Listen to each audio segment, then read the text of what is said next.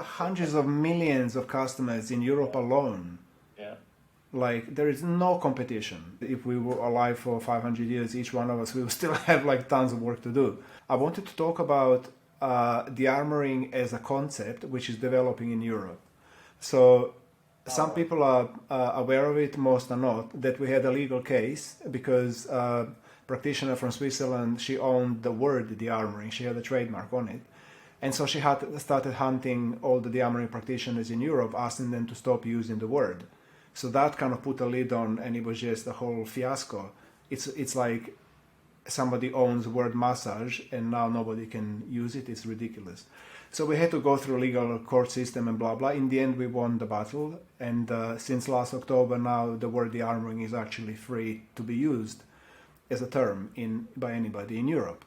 And so what I see the next thing, or at least I'm going to work on it, and I'm sure you are too, is to actually make Dearmouring well known.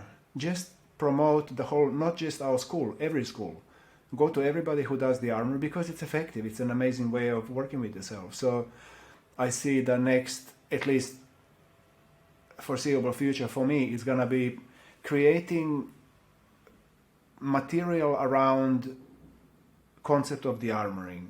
I'm in a conversation right now to create a number of podcasts and also episodes like a documentaries, episode style, half an hour, 45-minute long, and then interview and do like with you, with Suzanne Rosgaard, with everybody that I know that does Dearmouring in Europe, and basically just spread the word so that all these millions and millions of people in Europe actually get to find out what it is, how it works, where to go and get it, what they can expect, what they can't expect, what are the limitations, what are the safety rules, what are the benefits, what are the shortcomings, what are the other alternative opportunities to it or options to it.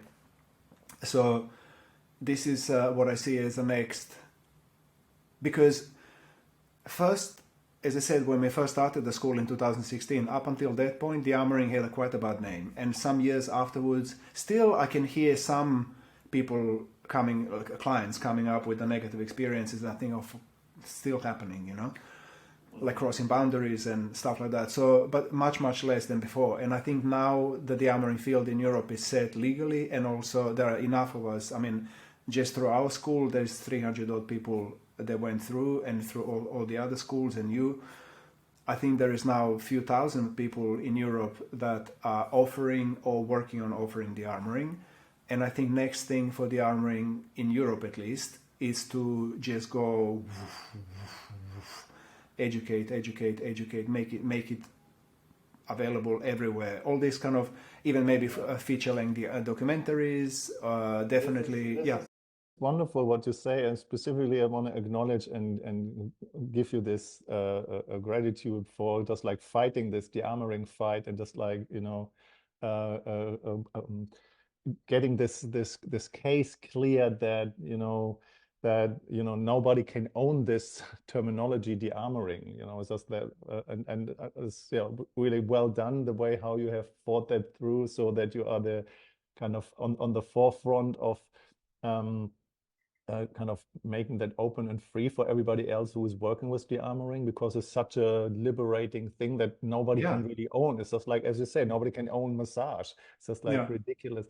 And the way how you describe that, it just feels really, really nice, kind of, that there is no competition. We don't need that competition in that field. I mean, there are hundreds of millions of customers in Europe alone. Yeah. Like, there is no competition, none. I mean, if we had 100 schools training teachers twice a year, we would still not even be scratching the surface of this potential. So I definitely don't feel any competition. We're not living long enough that there would be more practitioners than actually people need Dearmouring. No, I mean, like, really, like, now we kind of established that Dearmouring is a lifestyle, and it's bringing people closer to God, if you like. It's not, I mean, God, whatever concept you want to call it, but it's bringing people open to themselves. So it's a spiritual path, definitely. Let's even bring it down to just normality. It's just helping people have most amazing lives they could ever have. Yeah. So if that's the definition and the path of Dearmouring, then literally every single person that is alive could do with Dearmouring. because we all went through the same education system. We all had parents that were full of shit, and bless them, they just didn't know better. So how can somebody who's confused prepare someone for life who is not confused? That's not possible. So we're all confused about who we are. We all like this goo gaga in some aspects of our being. So I really don't see any competition. I can really empower and inspire everybody who is doing the armor. Just go out there and spread it and do it. And as you said, if we were alive for 500 years, each one of us, we will still have like tons of work to do. So it's like, no, competition just doesn't exist. What I love about the Dearmouring arts community is this kind of tribe that we built to support each other. For example, here in Stockholm, there are so many people literally relating, practicing, exchanging, creating their own little tribe of community. And then, of course, there's the online community. They can find us at dearmouringarts.com. They can find you at, what is your website? Somaticconsent.com. Somaticconsent.com. And then for the rest, we're going to be back with more chats and more. And I just want to say, Matt, really, really, really great talking to you. This was really cool. So thank you for your time and yeah. Yeah, I love that. I mean, we're just creating this friendship as we teach and learn, right?